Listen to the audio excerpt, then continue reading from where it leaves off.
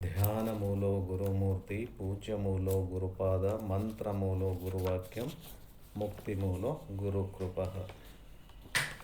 ಶ್ರೋತ್ರಿಯ ಬ್ರಹ್ಮನಿಷ್ಠ ಸದ್ಗುರು ಬಸವಾನಂದರ ಪಾದಾರವಿಂದಗಳಿಗೆ ಅನಂತನಂತ ದೀರ್ಘದಂಡ ಪ್ರಣಾಮಗಳನ್ನು ಸಮರ್ಪಿಸುತ್ತಾ, ತತ್ಸ್ವರೂಪರೇ ಆದ ಶ್ರೀ ನಿಜಗುಣ ಗುರುಗಳ ಪಾದಾರವಿಂದಗಳಿಗೆ ಅನಂತನಂತ ದೀರ್ಘದಂಡ ಪ್ರಣಾಮಗಳನ್ನು ಸಮರ್ಪಿಸುತ್ತಾ, ಸದ್ಗುರು ಮಾರ್ತಂಡ ಸಾಬಯ್ಯ ಗುರುಗಳ ಪಾದಾರವಿಂದಗಳಿಗೆ ಅನಂತನಂತ ದೀರ್ಘದಂಡ ಪ್ರಣಾಮಗಳನ್ನು ಸಮರ್ಪಿಸುತ್ತಾ, ಸದ್ಗುರು ರಾಯಪ್ಪ ಗುರುಗಳ ಪಾದಾರವಿಂದಗಳಿಗೆ ಅನಂತನಂತ ದೀರ್ಘದಂಡ ಪ್ರಣಾಮಗಳನ್ನು ಸಮರ್ಪಿಸುತ್ತಾ, ಎಲ್ಲ ಜ್ಞಾನಾರ್ಥಿಗಳಿಗೆ ವಂದಿಸುತ್ತಾ ಪ್ರಾರಂಭಿಸುತ್ತೇನೆ. ಕೈವಲ್ಯ ಪದ್ಧತಿ ಅಂತಕ್ಕಂಥ ಗ್ರಂಥ ನಿಜಗುಣ ಶಿವಗಳು ಬರೆದಿರ್ತಕ್ಕಂಥದ್ದು. ಇದರಲ್ಲಿ 3ನೇ ಸ್ಥಳ ನೀತಿ ಕ್ರಿಯಾಚಾರ್ಯ ಸ್ಥಳ ನಡೀತಾ ಇರೋದು. ನೀತಿ ಕ್ರಿಯಾಚಾರ್ಯ ಸ್ಥಳದಲ್ಲಿ 14ನೇ ಪದ ಯಾವುದು? ಸಂಗತಮಾಗಿ ಜೋಡಿಸಿ ಬೇಡಿದ ಉತ್ತರದ ಇಂಗಿತವು ಅರಿತು ನಡೆವನೇ ಬಲ್ಲವನು ಅಂತಕ್ಕಂಥದ್ದು ನಡೆದಿರೋದು. ಅದರಲ್ಲಿ 5ನೇ ನುಡಿ, ಮತಿಗೆ ಮಂಗಳವಿಯುವುದು ಆವುದು ಉತ್ತಮರ ಸಂಘ. ಉತ್ತಮ ಸಂಘ. ಅತಿ ನಿಷ್ಠೆ ಬಿಡುವುದಾವುದು ಹರ ಸಮಯ. ಹಿತವಾವುದು ಇಹ ಪರದೊಳು ಧರ್ಮರತಿ. ಸದುಗತಿ ಯಾವುದು ಎನೆ ಶಂಭುಲಿಂಗವಾಗಿಹುದು ಅಂತಕ್ಕಂಥದ್ದು. ಇದು 5ನೇ ನುಡಿ. ಇದು ನಿನ್ನೆ ಯಾವುದು ಒಂದು ಚರಣ ಹೇಳ್ದಂಗೆ ಕಾಣ್ತದ. ಮತಿಗೆ ಮಂಗಳವಿಯುವುದಾವುದು ಉತ್ತಮ ಸಂಘ ಅಂತಕ್ಕಂಥದ್ದು. ಉತ್ತಮ ಸಂಘ ಅಂತಕ್ಕಂಥದ್ದು ಬಹಳ ಮುಖ್ಯ. ಯಾಕಂತಂದ್ರೆ ಯಾವ ರೀತಿ ಒಬ್ಬ ಉತ್ತಮ ಸಂಘ ಅಂತಂದ್ರೇನು, ಒಬ್ಬ ಈ ಒಂದು ಸಣ್ಣ ಕತೆ ಹೇಳ್ತಾರೆ. ಯಾವುದು ಉತ್ತಮ ಸಂಘದಿಂದ ಯಾವ ರೀತಿ ಆಗ್ತದ, ದುಷ್ಟ ಸಂಘದಿಂದ ಯಾವ ರೀತಿ ಆಗ್ತದೆ ಅಂತಕ್ಕಂಥದ್ದು. ಒಬ್ಬ ತಾಯಿಗೆ 2 ಮಕ್ಕಳನ್ನ ಜನ್ಮ ಕೊಟ್ಟಿರ್ತಾಳೆ, ಅವಳಿ ಜವಳಿ. ಒಂದು ಮಗುನ ಒಬ್ಬ ಋಷಿ ಕರ್ಕೊಂಡು ಹೋಗಿರ್ತಾನೆ, ಇನ್ನೊಂದು ಮಗುನ ಒಬ್ಬ ದುಷ್ಟ ಒಬ್ಬ ಡಕಾಯಿತ ಕರ್ಕೊಂಡು ಹೋಗಿರ್ತಾನೆ. ಡಕಾಯಿತ ಅಂದರೆ ಸಣ್ಣ ಇರ್ಲಕ್ಕಾಗಿ ಆವಾಗ ಹೆಂಗಾಗ್ತದಂದ್ರೆ, ಈ ಸನ್ಯಾಸಿ ಹತ್ರ ಏನು ಬೆಳಿತಾನಲ್ಲ ಆ ಕೂಸು, ಅದು ಹುಡುಗ ದೊಡ್ಡದಾದ ತಕ್ಷಣ ದೊಡ್ಡ ಆಗತನ ಯಾವ ರೀತಿ ಸಂಸ್ಕಾರ ಕಲಿತದಂದ್ರೆ, ಅದು ಸಾಧು ಸಂತರಿಗೆ ಅಲ್ಲಿ ನಡವಳಿಕೆ ಇರ್ತಾವ ಆ ರೀತಿ ಅಲ್ಲಿ ನಡವಳಿಕೆಯನ್ನು ಕಲ್ಕೊತದ. ಯಾವ ರೀತಿ ಅಲ್ಲಿ ಸತ್ಕಾರ ಮಾಡ್ತಕ್ಕಂಥದ್ದು, ಪೂಜೆ ಮಾಡ್ತಕ್ಕಂಥದ್ದು, ದಿನನಿತ್ಯ ಏನು ಅಲ್ಲಿ ಸತ್ಕಾರ್ಯಗಳನ್ನು ಯಾವ ರೀತಿ ಮಾಡ್ತಕ್ಕಂಥದ್ದು, ಯಾರನ್ನು ಬಂದ್ರೆ ಬರ್ರಿ ಕೂಡ್ರಿ ಅಂತ ಹೇಳೋದು, ಆಮೇಲೆ ಊಟೋಪಚಾರ ಮಾಡ್ತಕ್ಕಂಥದ್ದು, ಉಪಚಾರ ಮಾಡ್ತಕ್ಕಂಥದ್ದು, ಇವೆಲ್ಲನೂ ಅಂದರೆ ಸತ್ಕರ್ಮಗಳನ್ನು ಅದು ಕಲ್ಕೊತದ. ಯಾವುದು ಈ ಸನ್ಯಾಸಿ ಹತ್ತಿರದ ಹೋಗಿರ್ತಕ್ಕಂಥ ಮಗು. ಒಂದೇ ತಾಯಿ ಮಕ್ಕಳು 2 ಅವಳಿ ಜವಳಿ ಇರ್ತಕ್ಕಂಥ. ಇನ್ನೊಂದು ಮಗು ಎಲ್ಲಿ ಬೆಳೀತದ? ಕಾಳನ ಹತ್ರ ಬೆಳೀತದ. ಕಾಳನ ಹತ್ರ ಬೆಳೆದಾಗ ಅದು ಏನು ಹೇಳ್ತದ, ಅದು ಅವ ಏನು ಬರೀ ಕಳ್ಳತನ ಮಾಡೋದು, ಕೆಟ್ಟ ಕೆಲಸಗಳನ್ನು ಮಾಡೋದು, ಅದೇ ರೀತಿಯೇ ಮಾಡ್ತಕ್ಕಂಥದ್ದು. ಆ ರೀತಿ ಅದೇನಂದ್ರೆ ಇದು ಅವಳಿ ಜವಳಿ ಮಕ್ಕಳು ಅಂತೇನು ಹೇಳ್ತಾರೆ, ಅದು ಗಿಳಿ ಉದಾಹರಣೆ ಕೊಟ್ಟನೇ ಹೇಳ್ತಾರೆ. ಇದನ್ನು ಗಿಳಿ ಉದಾಹರಣೆ ಕೊಟ್ಟಂದ್ರೆ ಬರ್ರಿ ಕುಂಡ್ರಿ ಅಂತ ಹೇಳೋದು. ಗಿಳಿಗೆ ಮಾತುಗಳನ್ನು ಬರ್ತಾವಂತ ಹೇಳ್ತಾರೆ, ಕೆಲವೆಲ್ಲ ಬರ್ತಾರೆ. ಹಾಗಾಗಿ 2 ಗಿಳಿಯನ್ನು ಅಂತಲೂ ಉದಾಹರಣೆ ಕೊಡ್ತಾರೆ. ಯಾವ ರೀತಿ ಅದು ಈ ಸನ್ಯಾಸಿ ಹತ್ತಿರ ಇರ್ತಕ್ಕಂಥ ಗಿಳಿ ಒಳ್ಳೆ ಸಂಸ್ಕಾರ ಕಲಿತದ, ಬರ್ರಿ ಕೂಡ್ರಿ ಮಾಡ್ರಿ ಅಂತ ಹೇಳ್ತಕ್ಕಂಥದ್ದು. ಆದ್ರೆ ಈ ಯಾವುದು ಕಳ್ಳನ ಹತ್ರ ಹೋಗಿರ್ತಕ್ಕಂಥ ಗಿಳಿ ಏನಾಗ್ತದ, ಅಲ್ಲಿ ಏನಾಗ್ತದ,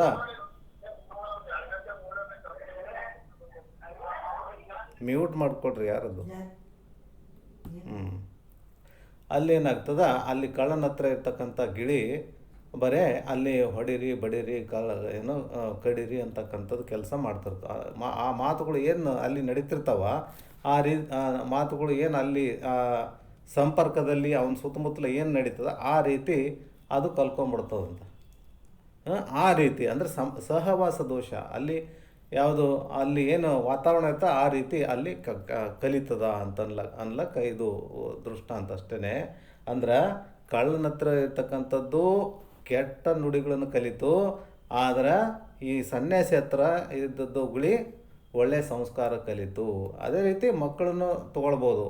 ಒಳ್ಳೆಯ ಸಂಸ್ಕಾರ ಸನ್ಯಾಸಿ ಹತ್ರ ಇರ್ತಕ್ಕಂಥ ಮಗು ಚೆನ್ನಾಗಿ ಕಲಿತದ, ಒಳ್ಳೆಯ ಸಂಸ್ಕಾರ ಕಲಿತದ. ಅದೇ ರೀತಿ ಆ ಕಳ್ಳನ ಹತ್ರ ಹೋಗಿದ್ದು ಕೆಟ್ಟ ಸಂಸ್ಕಾರ ಅಲ್ಲಿ ಕಲಿತದ ಅಂತಕ್ಕಂಥದ್ದು. ಈ ರೀತಿ ಸಂಸ್ಕಾರ ಸಹವಾಸ ದೋಷದಿಂದ ಕೂಡ ಅಲ್ಲಿ ವ್ಯತ್ಯಾಸಗಳು ಆಗ್ತಾವೆ ನೋಡ್ರಪ್ಪ. ಮತಿಗೆ ಮಂಗಲವಿಯುವುದಾವುದು. ಮತಿಗೆ ಅಂತಂದ್ರೇನು?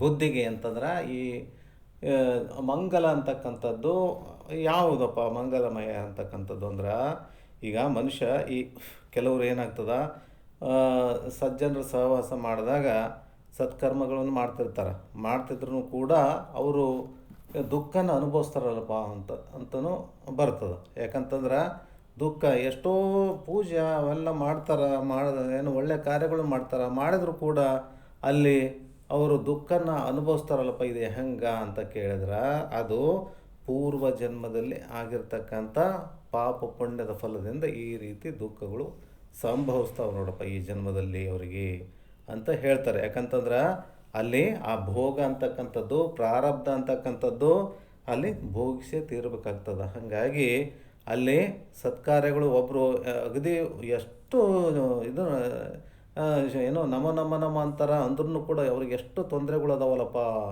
ಅಂತ ಅನ್ಬೋದು ಬೇರೆಯವರು. ಎಷ್ಟು ನಮ ಅಂತಾರ, ಎಷ್ಟು ಇದು ಸತ್ಸಂಗ ಮಾಡ್ತಾರ ಅಂದರೂ ಕೂಡ ಅವ್ರಿಗೆ ಎಷ್ಟು ತೊಂದರೆ ಆವಲ್ಲಪ್ಪ ಅಂತ ಮಾತಾಡ್ಕೋಬೋದು ಬೇರೆಯವರು. ಅಂದರೆ ಆವಾಗ ಏನು ಹೇಳ್ತದೆ, ಅದು ಪೂರ್ವ ಜನ್ಮದ ಅದು ಪುಣ್ಯ ಪಾಪಗಳ ಫಲ, ಅದು ಪ್ರಾರಬ್ಧ ಕರ್ಮ ಅಂತಕ್ಕಂಥದ್ದು ಅನುಭವಿಸ್ಲೇಬೇಕಾಗ್ತದೆ. ಹಾಗಾಗಿ ಅದು ಪ್ರಾರಬ್ಧ ಅನುಭವಿಸ್ಲಿಕ್ಕೆ ಈ ಶರೀರ ಬಂದಿರತಕ್ಕಂಥದ್ದು ಅಂತಲ್ಲಿ ನಿರ್ಣಯ ಮಾಡ್ಕೋಬೇಕಾಗ್ತದೆ.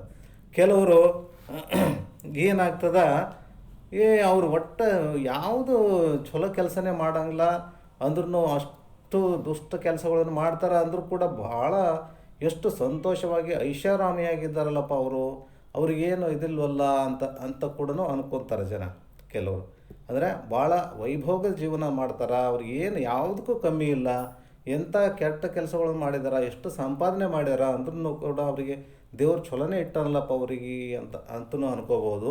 ಆದ್ರೆ ಆದರೂ ಕೂಡ ಅವರು ಕೆಟ್ಟ ಕಾರ್ಯಗಳನ್ನು ಮಾಡಿ ಏನು ಮಾಡಿದರೂ ಕೂಡ ಅದು ಪೂರ್ವ ಜನ್ಮದ ಅದು ಪುಣ್ಯದ ಫಲ. ಅದು ಪುಣ್ಯ ಅಂತಂದ್ರೆ ಪಾಪ ಪುಣ್ಯದ ಫಲ ಅನುಭವಿಸ್ಲಿಕ್ಕೆ ಈ ಪ್ರಾರಬ್ಧ ಕರ್ಮ ಅಲ್ಲಿ ರೂಪದಲ್ಲಿ ಅದು ಬಂದಿರ್ತದೆ. ಹಾಗಾಗಿ ಅವರು ಮತ್ತೆ ಬರೆದಿಟ್ಕೋಬೇಕಾದ ಮುಂದೇನಾಗ್ತದ, ಅವರು ಮತ್ತು ಏನಾಗ್ತದ, ಯಾವುದೋ ನೆರಳು ಬೆಳಕಿನಂಗೆ, ಅಂದರೆ ಅಲ್ಲಿ ಕತ್ತಲಿದ್ದ ಕಡೆ ಬೆಳಕು ಬರ್ತದೆ, ಬೆಳಕಿದ್ದ ಕಡೆ ಕತ್ತಲು ಇದ್ದೇ ಇರ್ತದೆ. ಹಾಗಾಗಿ ಅಲ್ಲಿ ಅದು ಮುಂದೆ ಅನುಭವಿಸೇ ತೀರ್ತಾರೆ.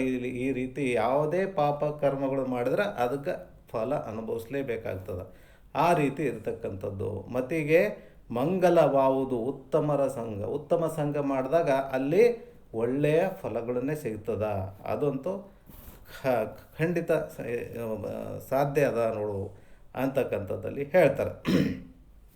ಹಾಗಾಗಿ ಒಳ್ಳೆಯ ಕೆಲಸವನ್ನೇ ಮಾಡ್ತಕ್ಕಂಥದ್ದು ಬಹಳ ಮುಖ್ಯ. ಪಾಪಕರ್ಮಗಳನ್ನು ಮಾಡೋದು ಅದು ಸರಿಯಲ್ಲ ಅಂತಕ್ಕಂಥದ್ದು. ಯಾಕಂತಂದ್ರೆ ಅಲ್ಲಿ ಮುಖ್ಯವಾಗಿ ಮಾಡಬೇಕಾಗಿರೋದು ಈ ಮನುಜ ಕುಲ ಜನನ ಲಾಭ ಯಾವುದು, ಆನಾರೆಂದು ತಿಳಿದು ಅಂತಕ್ಕಂಥದ್ದು ಹೇಳ್ಯದ. ಅದೇ ದೊಡ್ಡ ಕೆಲಸ, ಪುಣ್ಯದ ಕೆಲಸ. ಅದು ಕೆಲಸ ಮಾಡ್ಕೊಂಬಿಟ್ರೆ ಮುಗೀತು ಎಲ್ಲನೂ.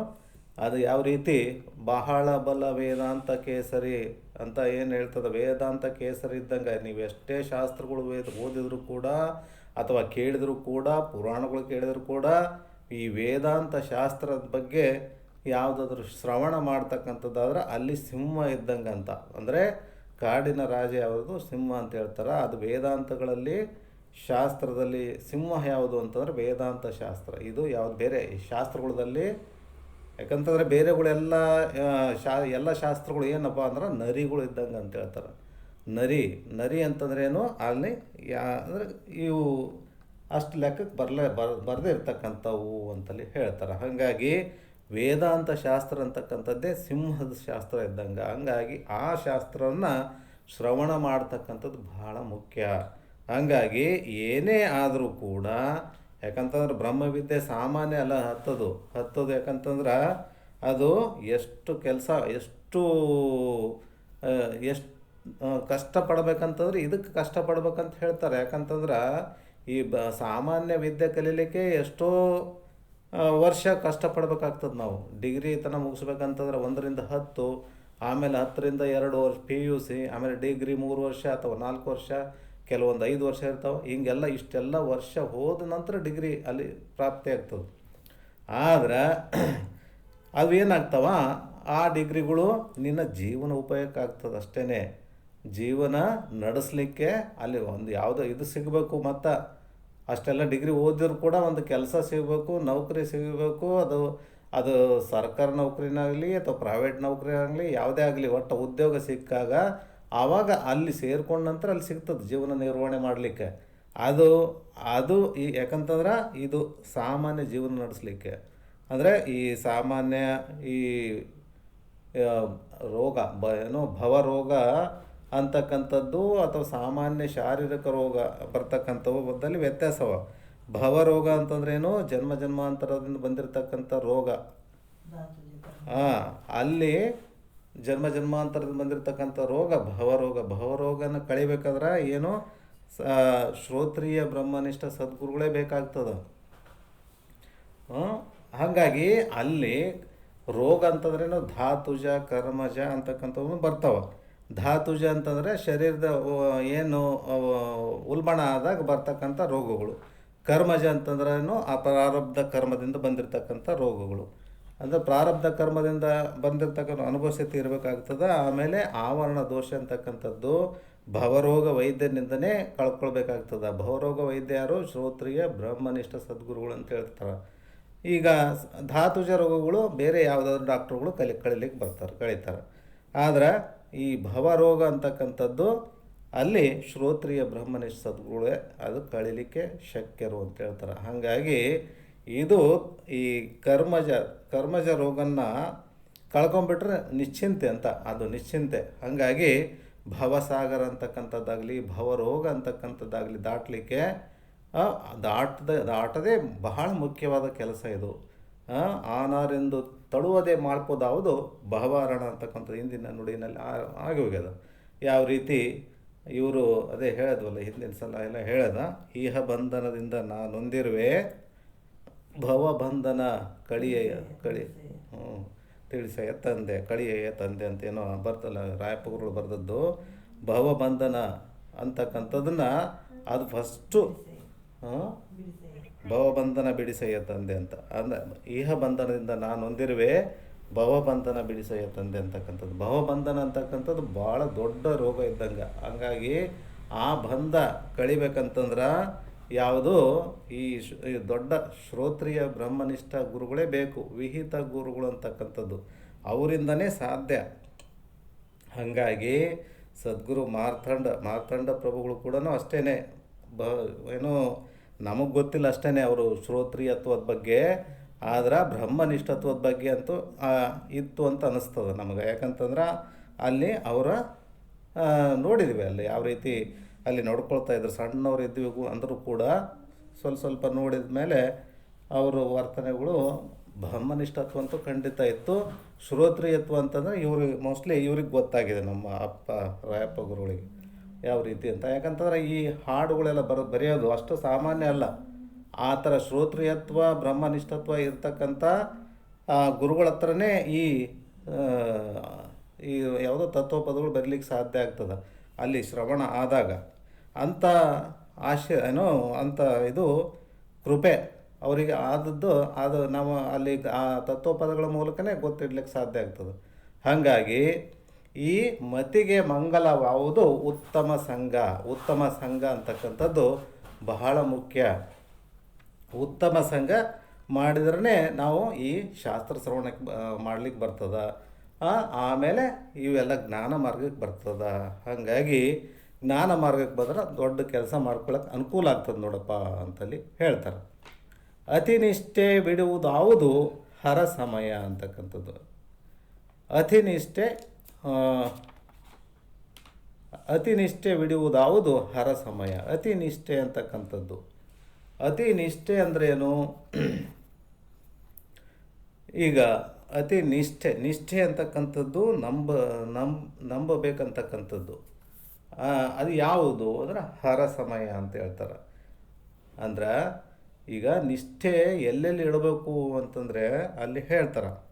ನಿಷ್ಠೆ ಆ, ಈ ನಿಷ್ಠೆ ಎಲ್ಲೆಲ್ಲಿ ಇಡಬೇಕು ಅಂತಂದ್ರೆ ಅಲ್ಲಿ ಪರ ಪರಮಾತ್ಮ ಇದು ಪರಮಾತ್ಮನ ಜ್ಞಾನದಲ್ಲಿ, ಅಂದ್ರೆ ಯಾವುದೋ ವೇದಾಂತ ಜ್ಞಾನದಲ್ಲಿ ನಿಷ್ಠೆ ಇಡಬೇಕು.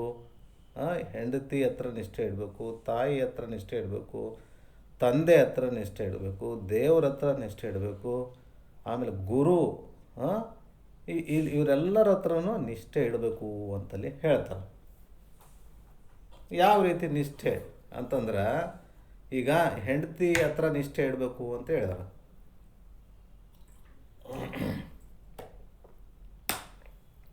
ಹೆಂಡತಿ ಹತ್ರ ನಿಷ್ಠೆ ಇಡಲೇಬೇಕು. ಇಡಲಿಲ್ಲ ಅಂತಂದ್ರೆ ಆಕೆ ಏನು ಈಗ ಟೈಮಿಗೆ ಎಲ್ಲನೂ ವ್ಯವಸ್ಥೆ ಮಾಡ್ಕೊಳ್ತಾರೆ ಊಟದ್ದು. ಈಗ ಇಲ್ಲಿ ಹೆಂಡತಿ ನಿಷ್ಠೆ ಅಂತಂದ್ರೇನು, ಇದು ಎರಡೂ ಹೇಳಬೇಕು. ಯಾಕಂತಂದ್ರೆ ಹೆಂಡತಿ ಗಂಡನ ಮೇಲೆ ನಿಷ್ಠೆ, ಗಂಡ ಹೆಂಡತಿ ಮೇಲೆ ನಿಷ್ಠೆ. ಯಾಕಂತಂದರೆ ಇಲ್ಲಿ ಪುರುಷ ಅಂತ ಬರ್ತದೆ, ಇಲ್ಲಿ ಪುರುಷ ಅಥವಾ ಜೀವ, ಇದು ಯಾರೋ ಒಬ್ಬರಿಗೆ ಹೆಣ್ಣು ಗಂಡಿಗೆ ಅಂತ ಏನು ಸಂಬಂಧ ಇಲ್ಲ ಅದು. ಹಾಗಾಗಿ ಇಲ್ಲಿ ನಾವು ಏನು ತಿಳ್ಬೇಕು, ಹೆಂಡತಿ ಹತ್ರ ನಿಷ್ಠೆ ಅಂತಂದ್ರೇನು, ಹೆಂಡತಿ ಆದವರು ಗಂಡನ ಮೇಲೆ ನಿಷ್ಠೆ ಇಡ್ತಕ್ಕಂಥದ್ದು, ಗಂಡ ಆದವರು ಹೆಂಡತಿ ಮೇಲೆ ನಿಷ್ಠೆ ಇಡ್ತಕ್ಕಂಥದ್ದು. ಆ ರೀತಿ ಅಂತ ತಿಳ್ಕೊಬೇಕಾಗ್ತದೆ. ಬರೀ ಹೆಂಡತಿ ಮೇಲೆ ನಿಷ್ಠೆ ಇಡ್ಬೇಕಂತಾರಪ್ಪ ಅಂತಂದ್ಬಿಟ್ಟು ನಮಗೇನು ಸಂಬಂಧ ಇಲ್ಲ ಅಂತ ಕುಂದ್ರದಲ್ಲ. ಹಾಗಾಗಿ ಹೆಂಡತಿ ಗಂಡನ ಮೇಲೆ ನಿಷ್ಠೆ ಇಟ್ಟಿರಬೇಕು, ಗಂಡ ಹೆಂಡತಿನ ಮೇಲೆ ನಿಷ್ಠೆ ಇಟ್ಟಿರಬೇಕು ಅಂತಲ್ಲಿ ತಿಳ್ಕೊಬೇಕು ಅದನ್ನು. ಯಾಕಂತಂದ್ರೆ ಅಲ್ಲಿ ಪರಸ್ಪರ ನಿಷ್ಠೆ ಇದ್ದಾಗ ಮಾತ್ರ ಅಲ್ಲಿ ಸಂಸಾರ ನಡೀತಕ್ಕಂಥದ್ದು, ಸರಿಯಾಗಿ ನಡೀತಕ್ಕಂಥದ್ದು. ಯಾವುದೋ ಒಂದು ವ್ಯತ್ಯಾಸ ಆದ್ರೆ ಅಲ್ಲಿ ಅನರ್ಥನೇ ಆಗ್ತದ. ಹಾಗಾಗಿ ನಿಷ್ಠೆ ಅಂತಕ್ಕಂಥದ್ದು ಬಹಳ ಮುಖ್ಯ ಅಂತಲ್ಲಿ ಹೇಳ್ತಾರೆ. ಆಮೇಲೆ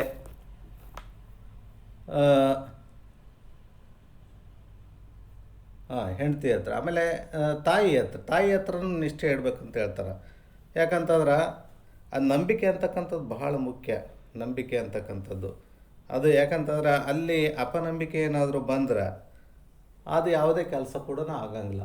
ಹಾಗಾಗಿ ತಾಯಿ ಚಿಕ್ಕವರು ಇರುವಾಗ ಇದು ಮಾಡ್ಬೋದಲ್ಲ, ಆ ಮಗುವಿಗೆ ಏನಾದರೂ ಎಷ್ಟೊಂದು ಸಾಕಿ ಸಲುವಿರ್ತಾರೆ. ಹಾಗಾಗಿ ಅದು ಕೂಡ ನಿಷ್ಠೆ ಇಡಬೇಕು ಅಂತ ಹೇಳ್ತಾರೆ. ಆಮೇಲೆ ತಂದೆ ಹತ್ರನೂ ನಿಷ್ಠೆ ಇಡಬೇಕು ಅಂತ ಹೇಳ್ತಾರೆ. ತಂದೆ ಹತ್ರ ನಿಷ್ಠೆ ಇಡಲಿಲ್ಲ ಅಂತಂದ್ರೆ ಏನಾಗ್ತದೆ, ಅಲ್ಲಿ ಆ ತಂದೆ ಏನೇನು ಇದು ಮಾಡಬೇಕಾಗಿರ್ತದೆ ತನ್ನ ಕರ್ತವ್ಯಗಳು, ಅದು ಕರ್ತವ್ಯಗಳು ಕೂಡ ಸರಿಯಾದ ಸಮಯದಲ್ಲಿ ಸರಿಯಾದ ಇದರಲ್ಲಿ ಮಾಡ್ತಾರೆ. ಅದೇನು ನಿಷ್ಠೆ ಇಟ್ಟಿಲ್ಲ ಅಂತಂದ್ರೆ ಅದು ಅಲ್ಲಿ ಕರ್ತವ್ಯಗಳು ಪಾಲನೆ ಮಾಡಲಿಕ್ಕೆ ವ್ಯತಿರಿಕ್ತ ಆಗ್ತದೆ ಅಂತಲ್ಲಿ ಹೇಳ್ತಾರೆ. ಹಾಗಾಗಿ ಆಮೇಲೆ ದೇವರು ಅಂತಕ್ಕಂಥದ್ರ ಮೇಲೂ ನಿಷ್ಠೆ ಇರಬೇಕು ಅಂತ ಹೇಳ್ತಾರೆ, ದೇವ್ರ ಮೇಲೆ. ಆಮೇಲೆ ಗುರು ಮೇಲೇನೂ ನಿಷ್ಠೆ ಇಡ್ಬೇಕಂತ ಹೇಳ್ತಾರೆ. ಗುರುವಿನ ಮೇಲೆ ನಿಷ್ಠೆ ಯಾಕಂತಂದ್ರೆ ಗುರು ಪರೀಕ್ಷೆ ಮಾಡ್ತಾನೆ ಭಾಳ. ಗುರು ಯಾಕಂತಂದ್ರೆ ನಿಷ್ಠೆ ಆದ ಇಲ್ಲ ಅಂತಕ್ಕಂಥದ್ದು ಕೂಡ ಭಾಳ ಪರೀಕ್ಷೆ ಮಾಡ್ತಾನೆ ಗುರು. ಪರೀಕ್ಷೆ ಮಾಡಿ ಅಲ್ಲಿ ಶಿಷ್ಯರನ್ನು ಮಾಡ್ಕೊತಾರೆ ಕೆಲವರೆಲ್ಲ. ಯಾಕಂತಂದರೆ ಇವರು ನಿಷ್ಠೆ ಆದ ಇಲ್ಲ, ಗಟ್ಟಿ ಕಾಳದಾರ ಇಲ್ಲ ಅಂತಕ್ಕಂಥದ್ದು. ಆ ರೀತಿ ಅನುಭವಕ್ಕೆ ಬರ್ತದೆ ನಮಗೆಲ್ಲ. ಈ ವೇದಾಂತ ಶಾಸ್ತ್ರದಲ್ಲಿ ಅಷ್ಟು ಸುಲಭವಾಗಿ ಶಿಷ್ಯರನ್ನ ಮಾಡ್ಕೊಳ್ಳಲ್ಲ ಗುರುಗಳಾದವರು ಯಾರು. ಹಾಗಾಗಿ ಅಲ್ಲಿ ಪರೀಕ್ಷೆ ಮಾಡ್ತಾರೆ ಅವರು, ಯೋಗ್ಯ ಆಧಾರ ಇಲ್ಲ ಇವರು ಅಂತಕ್ಕಂಥದ್ದು. ಯೋಗ್ಯ ಆಧಾರ ಇಲ್ಲ ಅಂತಕ್ಕಂಥದ್ದು ಪರೀಕ್ಷೆ ಮಾಡಿ ಅಲ್ಲಿ ಅವರು ನಿಷ್ಠೆ ಸರಿಯಾದ ಇಲ್ಲ ಅಂಥದ್ದನ್ನೆಲ್ಲನೂ ಪರೀಕ್ಷೆ ಮಾಡಿ ಆಮೇಲೆ ಗುರು ಮಾಡ್ಕೊಳ್ತಕ್ಕಂಥದ್ದು, ಶಿಷ್ಯರನ್ನು ಮಾಡ್ಕೊಳ್ತಕ್ಕಂಥದ್ದು ಅಲ್ಲಿ ಮಾಡ್ತಾರೆ. ಹಾಗಾಗಿ ಈ ರೀತಿ ನಿಷ್ಠೆ ಇರಬೇಕು ಅಂತಲ್ಲಿ ಹೇಳ್ತಾರೆ. ಇಷ್ಟೊಂದು ಈ ರೀತಿ ಇರ್ತಕ್ಕಂಥದ್ದು ನಿಷ್ಠೆ ಭಾಳ. ತಂದೆ ತಾಯಿ ದೇವರು ಗುರು ಇವ್ರುಗಳ ನಿಷ್ಠೆ ಇಡಬೇಕು ಅಂತಲ್ಲಿ ಹೇಳ್ತಾರೆ.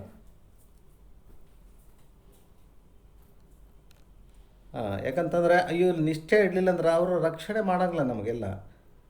ವಿಶ್ವಾಸ ಇಡಬೇಕಾಗ್ತದ. ಈಗ ತಾಯಿ ಹತ್ರನೂ ಮಾಡಬೇಕು, ಹೆಂಡತಿ ಗಂಡನ ಹತ್ರ, ಹೆಂಡತಿ ಹತ್ರ ಮಾಡಬೇಕು ನಿಷ್ಠೆ. ಆಮೇಲೆ ಈಶ್ವರನಲ್ಲಿ ಭಕ್ತಿ ಮಾಡಬೇಕಾದ್ರೆ ಮಾಡಿದ್ರೆ ಈಶ್ವರ ಒಲಿತನ. ಈಶ್ವರನಲ್ಲಿ ನಿಷ್ಠೆ ಹಿಡ್ದಿದ್ರೆ ಅದು ಒಲಿಮೆ ಸಿಕ್ಕಂಗಿಲ್ಲ ನಮಗೆ. ಹಾಗಾಗಿ ಅದು ಅನರ್ಥನೇ ಆಗ್ತದೆ ನಿಷ್ಠೆ ಇಡಲಿಲ್ಲ ಅಂದ್ರೆ ಅಂತಲ್ಲಿ ಹೇಳ್ತಾರೆ. ಗುರುಗಳ ಹತ್ರ ವಿಶ್ವಾಸ ಇಡಲಿಲ್ಲ ಅಂದ್ರೆ ಅಲ್ಲಿ ಜ್ಞಾನ ಪ್ರಾಪ್ತಿ ಆಗಂಗಿಲ್ಲ. ನಿಷ್ಠೆ ಜ್ಞಾನ ಪ್ರಾಪ್ತಿ ಆಗಲ್ಲ. ಯಾಕಂತಂದರೆ ಈ ಜ್ಞಾನ ಕೇಳಿದರೂ ಕೂಡ ವ್ಯರ್ಥ ಆಗ್ತದೆ. ನಿಷ್ಠೆ ಇಟ್ಟಾಗ ಮಾತ್ರ ಅದು ಜ್ಞಾನ ಪ್ರಾಪ್ತಿ ಆಗ್ಲಿಕ್ಕೆ ಸಾಧ್ಯ ಆಗ್ತದೆ ನೋಡ್ರಿ ಅಂತಲ್ಲಿ ಹೇಳ್ತಾರೆ. ಯಾಕಂತಂದ್ರೆ ಇದು ಜನನ ಮರಣಾತ್ಮಕ ರೂಪಕ ಸಂಸಾರ ಏನದ ಅದು ನಿವಾರಣೆ ಮಾಡ್ತದ. ಹಾಗಾಗಿ ಜ್ಞಾನದಲ್ಲಿ ಅತಿ ನಿಷ್ಠೆ ಇಡ್ತಕ್ಕಂಥದ್ದು ಅಂತಲ್ಲಿ ಹೇಳ್ತಾರೆ. ಅತಿ ನಿಷ್ಠೆ ಬಿಡುವುದು ಯಾವುದು? ಹರ ಸಮಯ. ಆಮೇಲೆ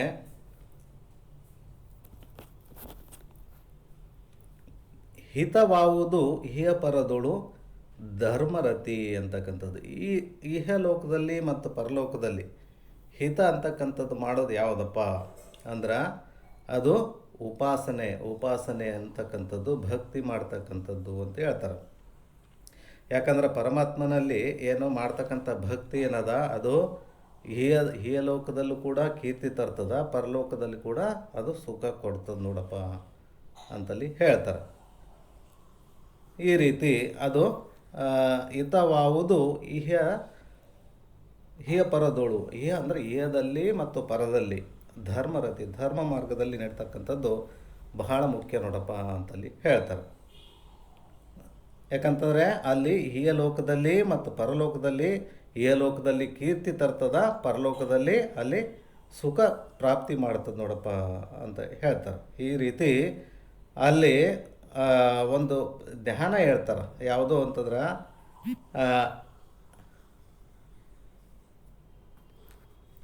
ಪ್ರತೀಕ ಉಪಾಸನೆ ಮತ್ತು ಅಹಂಗ ಉಪಾಸನೆ. ಪ್ರತೀಕ ಧ್ಯಾನ ಮತ್ತು ಅಹಂಗ ಧ್ಯಾನ ಅಂತ ಎರಡು ಬರ್ತಾವಲ್ಲಿ. ಪ್ರತೀಕ ಧ್ಯಾನ ಮತ್ತು ಅಹಂಗ ಧ್ಯಾನ ಅಂತ. ಅಹಂಗ ಧ್ಯಾನ ಅಂತಂದ್ರೇನು? ಅದು ಅದರಿಂದ ಜ್ಞಾನ ಮುಂದೆ ಅಲ್ಲಿ ಭೋಗ ಪ್ರಾಪ್ತಿ ಆದರೂ ಕೂಡ ಮುಂದೂ ಅಲ್ಲಿ ಜ್ಞಾನ ಬ್ರಹ್ಮಜ್ಞಾನ ಹೊಂದಿ ಮುಕ್ತರಾಗ್ಲಿಕ್ಕೆ ಬರ್ತದೆ ನೋಡ್ರಪ್ಪ ಅಂತಲ್ಲಿ ಹೇಳ್ತಾರೆ. ಇಲ್ಲಿ ತನ ಯಾವುದು ಹಿತವಾವುದು ಹಿಯಪರದೋಳು ಅಂತಕ್ಕಂಥ. ಹಿತವಾವುದು ಹಿಯಪರದೋಳು ಧರ್ಮರತಿ ಅಂತಕ್ಕಂಥದ್ದು ಹೇಳೋಣ. ಇದು ಇಷ್ಟಕ್ಕೆ ಇದು ನಿಲ್ಸೋಣ. ಮುಂದಿನ ಕ್ಲಾಸಲ್ಲಿ ನೋಡೋಣ ಅಂತ ಹೇಳಿ, ಈ ಸದುಗತಿ ಯಾವುದು ಏನೇ ಶಂಭುಲಿಂಗವಾಗಿರುವುದು ಅಂತಕ್ಕಂಥದ್ದು. ಸದ್ಗತಿ ಅಂತಕ್ಕಂಥದ್ದು ಸದುಗತಿ ಯಾವುದು ಅಂತಕ್ಕಂಥದ್ದು ಹೇಳಿದ್ರೆ ಅದು ಶಂಭುಲಿಂಗವಾಗಿರುವುದು ಅಂತ ಹೇಳ್ತಾರೆ. ಶಂಭುಲಿಂಗವಾಗಿರ್ತಕ್ಕಂಥದ್ದು ಬಹಳ ಬಹಳ ಮುಖ್ಯ. ಹಾಗಾಗಿ ಈ ಮುಮುಕ್ಷುಗಳು ಮೋಕ್ಷ ಪ್ರತಿಪಾದನೆ ಮಾಡಿ ಇದು ಜ್ಞಾನ ಪ್ರಾಪ್ತಿ ಮಾಡಿದ ನಂತರ ಶಂಭುಲಿಂಗ ಆಗ್ತಕ್ಕಂಥದ್ದು ಗತಿ ಯಾವುದೇನೆ ಶಂಭುಲಿಂಗವಾಗಿಹುದು ಅಂತೇನು ಹೇಳ್ತಾರೆ. ಇದನ್ನು ಹಿಡ್ಕೊಂಡ್ಬಿಟ್ಟು ನಾಳೆ ಮುಂದಿನ ಕ್ಲಾಸಲ್ಲಿ ನೋಡೋಣ ಅಂತ ಹೇಳಿ ಎರಡು ಮಾತುಗಳು ಗುರುಗಳ ಪಾದಕ್ಕೆ ಅರ್ಪಿಸಿ ಹರ ಓಂ. ಆರತಿ ಬೆಳಗಿರಿ ಗುರು